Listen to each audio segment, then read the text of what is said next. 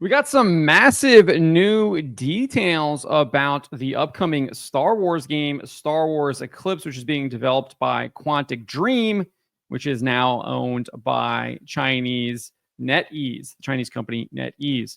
And not only do we get huge new plot details and more information about the characters, etc., but we also got a little bit about how Star Wars and the Walt Disney Company is leveraging their control of these IPs to spread woke ideology, specifically gender ideology, into everything that they own, even with external partners such as Quantic Dream and NetEase. Roll this up over at fandompulse.com. You can find the link in the description below. So if you don't know anything about Star Wars Eclipse, here's a little bit of a refresher. It was announced during the 2021 Game Awards with a highly polished cinematic trailer, albeit no gameplay was shown. A brief description of the game revealed at the time said this: set during the High Republic era, Star Wars Eclipse is an intricately branching action-adventure game that can be experienced in many ways and puts the destinies of multiple playable characters in your hands, created in collaboration between Quantic Dream and Lucasfilm Games. Obviously, after this trailer was showcased, there were tons of rumors. There was a boycott, etc., saying that this game was going to be taking place way into the future and that it had already been like internally delayed. Quantic Dream came out and said, no, how could it be delayed? Because we didn't even give a release date, etc. And then it's been like quiet since then. NetEase bought the Quantic Dream in 2022, about a year after this trailer happened. So there were rumors about that happening a couple of years ago as well. But now we have huge new details about what this game is all about. This comes from Endymion and a number of sources that he spoke with. And this is what he said. Apparently, Quantic Dream is also asking for more money to continue making this game. As I'm told, the game won't come out for at least another 4, maybe 5 years, pushing this game's development cycle well past an entire decade once it comes out officially. So we're still looking at potentially the end of the 2020s, maybe into early 2030s before this game even arrives. And remember, they made the trailer announcement in 2021, which indicates they've been probably working on it before that, right? So, like you said, almost a decade. But then we got some details about the game's narrative structure. As I'm told, the game has about 7 to 10 playable characters in its story, with each of them having their own plot threads. He then shared details about the setting. The main conflict of Eclipse is between the Neimoidians. You may know those guys already. They're the big bug-eyed alien dudes in Star Wars, and they're fighting a new race of aliens called the Drath. That's these guys right here in the trailer. You can see a picture of them there. Obviously, the Neimoidians are the people that run the Trade Federation. If you watch the prequels, you should recognize them. Anyways, Endymion goes on and says, the main conflict for the majority of the game is the Neimoidians and the Drash are waging war against each other, with the Jedi, of course, trying to stop it all. So kind of similar, I guess, to what we saw in the very first prequel movie, Phantom Menace, where we see the Trade Federation, the Neimoidians, warring against the people of Naboo. They have the whole blockade, and the Jedi are trying to stop it. So kind of similar, I guess, setting, background for how the game will take place. Later in the video, Endymion noted that the Sith were off limits because they were not present in the High Republic, despite Sith showing up in the Acolyte, which was also set in the High Republic, albeit towards the end of it. So that was kind of weird going on there. Maybe like they decided to change things up, or maybe it's because that the Acolyte was set during the end, and then so you can have this as being public. But the Acolyte was absolutely awful, completely contrary to any kind of lore that had already been established by George Lucas. So there's kind of, in my opinion, just kind of seemingly just throwing things out the window. At this point, anything that Lucasfilm, Disney, Star Wars, and Lucasfilm are doing doesn't really make a whole lot of sense. Clearly doesn't fit into canon, and they're just basically throwing a lot of stuff out there, hoping that they'll maybe hit on something that is interesting and then maybe build from there or whatever. So this whole idea that the Sith being off limits because it was set in the High Republic doesn't really make a lot of sense to me, because they did put them in the Acolyte, which is also set during the High Republic. But that's what he said. And I can see Lucasfilm doing this, right? I can see them doing that. It's not surprising. Anyways, he goes on and does kind of provide some details about what he's heard about this villain, and which we did get a brief look at here in that trailer. He's coming up out of this like black goo stuff. Anyways, he says the thing you see in the pool at the end of the trailer with all of the black goo and stuff, dude, the whole concept that they got going on there, it is awesome. I wouldn't dare spoil it, though. So he doesn't provide any details, but he does seem like he was intrigued by it. As for the gameplay, he said this: the game was meant to have more gameplay than cutscenes, but now, as I'm told, the game is pretty much Heavy Rain with a Star Wars skin slapped on it. So don't expect much gameplay. Similar to Detroit, even, the game is basically one long CGI movie with you choosing how things go down. That doesn't surprise me either. Obviously, that is a highly successful business model, or maybe not highly successful, but it's clearly a business model that seems to have at least garnered interest by players. What was it? They made all those like Batman games. They made the Walking Dead game about it. Telltale made all of those games kind of similar. You saw a lot of that stuff. Obviously, this might be a little bit more cinematic with how they're doing it, but it sounds kind of similar. And then obviously you have like visual novels and things like that. So we've seen this before, right? We've seen stuff like that before. So that's not too out of the ordinary. But that's basically all the details we got about the game specifically. But then we got this. And this is where you just knew this was coming. This is the Walt Disney Company. This is Lucasfilm. This is what they do. They're not going away. This stuff is not going into the night. They are going to continue to push this agenda. And I think it's going to be even harder to spot. I think they're going to be a little bit more subversive about it. I think they're going to be more subtle about it. So we have to be even more aware about what they're doing. Because this is what NTB says. As I was told by sources, Disney is very hell-bent on ensuring that Eclipse has tons of non-binary and diversity within its characters and world. From what I was told, there was originally about 2 white playable characters in the game, but this has also now changed as well. I wasn't told names of the characters or anything, but there's this one white woman in the trailer. This character is no longer a white woman anymore. She was one of the playable characters, but Disney apparently forced Quantic to make her a black woman, citing they were completely against white representation within the game. And this is the character right here that he is referring to that has been removed from the game. He continued saying this: the only other white character from what I'm told is a man who ends up getting gravely injured and becomes a cyborg or some sort of robot. Obviously sounds like they're taking inspiration from General Grievous. Obviously he had that beating human heart, but was primarily a droid. Possibly their brain is placed in a droid or something like that. But the point is that Disney, like I said, would not allow Quantic Dream to have any heroic white representation in Eclipse at all. It's interesting how their representation ideology only goes one way, right? It's all about being anti-white because that's what it is. That's what it is. And they told us this. There's a whole article that they published back in 2016 basically saying diversity is about removing white people. Because that's what they're all about. They're all about hating people based on your skin color. Sick stuff. Absolutely sick stuff. Anyways, the D-Man goes on and says, everyone had to be diverse, have some sort of gender identity, and the only 2 white characters were either erased completely or turned into a robot, as I'm told. He added this. This frustrated my sources who said Disney kept pushing for lots of gender and pandering within Eclipse, even in many instances where these demands, well, they made 0 sense at all. Well, they never make any sense, right? Disney made demands to Quantic Dream to enforce things like non-gendered representation within Eclipse as well. What this means is that Disney mandated that Quantic Dream add stuff like male aliens and female clothing and vice versa. They wanted the galaxy to be insanely diverse and just go buck wild when it comes to gender identity. Buck wild.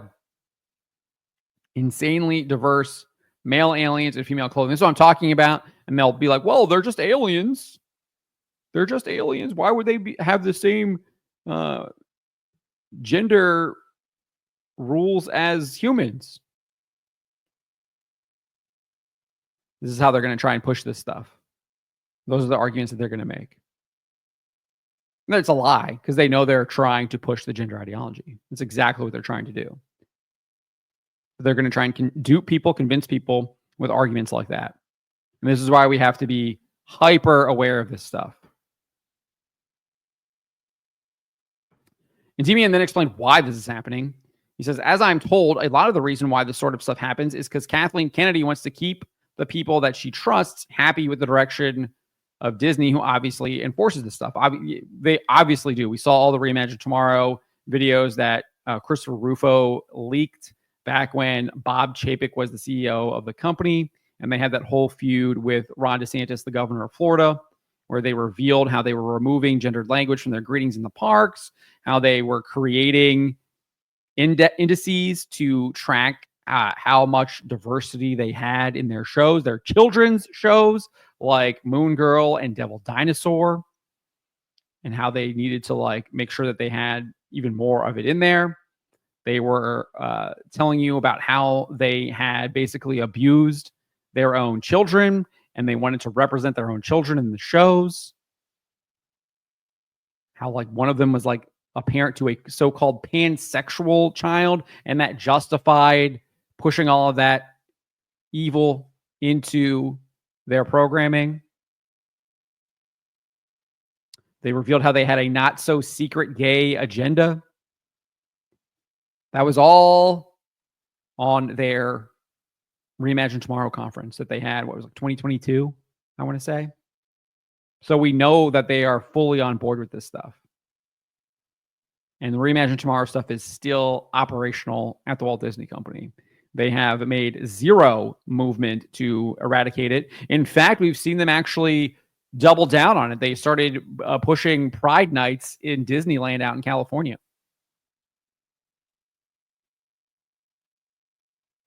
And they've done that for the past 2 years, I think, now. Might be 3. Anyways, and D-Man then pointed to J.J. Abrams and Damon Lindelof as people who greatly support this agenda and want to see more of it at literally any cost.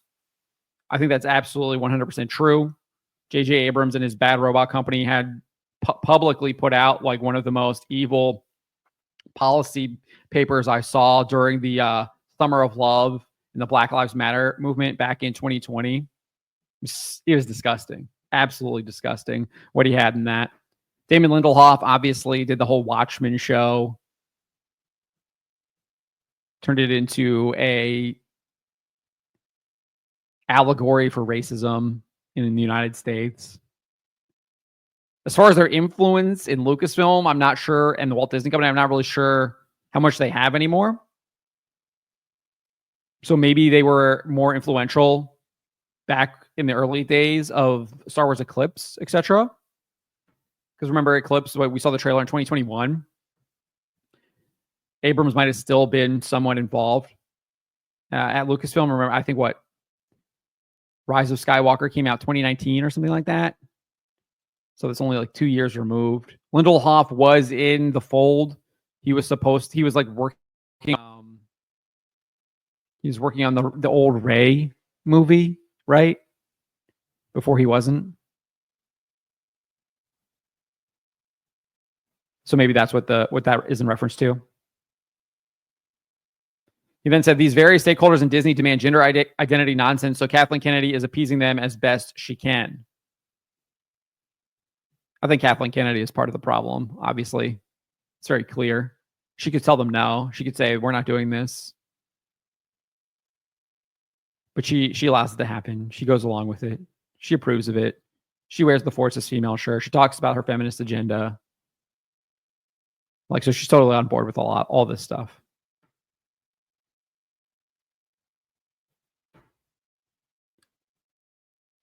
And Demian then revealed that the whole High Republic initiative, which Eclipse is a part of, is an attempt quote, to redefine what Star Wars is to the audience at large. The goal here is to transition Star Wars from what it was into an exclusively non-white, non-straight future going forward. And Disney's editorial board, which I'm told is almost exclusively white people themselves, see whiteness as a problem when it comes to content creation. One need look no further than The Acolyte. Look no further than what they've done to Luke Skywalker. Look no further than what they've done to Obi-Wan Kenobi. Their agenda is very obvious to see for anyone who has eyes to see. The exact term I was told was that Disney wants to peel away the whiteness from Star Wars, specifically but they are also trying to get into every facet of their organization. Yeah, I think that's 100% true. I mean, we there's so much evidence of this, right? They race swapped Ariel in Little Mermaid.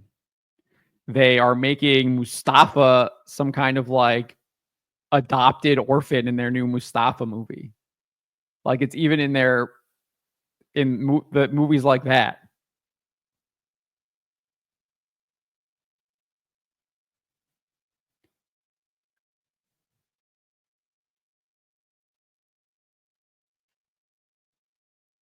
So that is what we got about Star Wars Eclipse. I think there's a lot of information there, a lot to unpack. None of it is really surprising. We see the Walt Disney Company do this over and over and over and over again. I mean, let's look at what they've done with Marvel, right? Removing the whiteness. Like they've tried to replace all of their heroes with these with their like basic Marvel Now comic initiative. They're doing that in Marvel Studios. It's all failed. The next one is going to be this Captain America movie. It's going to 100% fail. The Ironheart TV show that's going to come out probably will be the worst one. I think Agatha was the worst one up until then. Maybe Miss Marvel was the worst one. Again, that's also replacing Carol Danvers, who was the original Miss Marvel. So they've been doing this for years, right? They obviously started in the comics.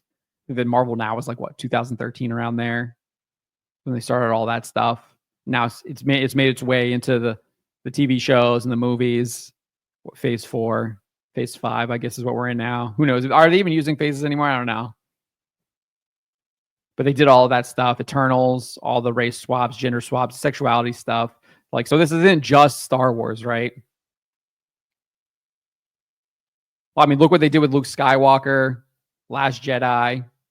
Totally humiliated him. Turned him into a hobo living on a remote planet who has completely and utterly given up. And he's such a loser that he's sucking some nasty green juice from the teat of some shriveled up alien creature.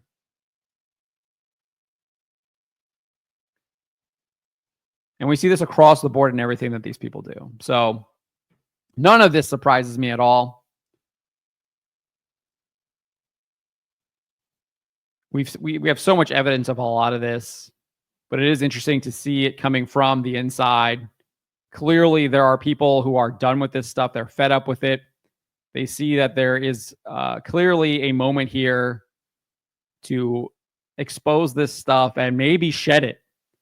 Maybe get rid of it, fight back against it. So I think that is probably my biggest takeaway from all of this, is that there are people in a lot of these companies that are finding the courage to do the right thing. And we should encourage them to continue to do so. And hopefully they will inspire even more people to stand up to this absolute evil nonsense that has captured a lot of these people and the companies that they work for. So those are my thoughts. Let me know what you guys make of this. Let me know in the comments below. Remember to always be charitable, especially to each other, and to always, always speak the truth.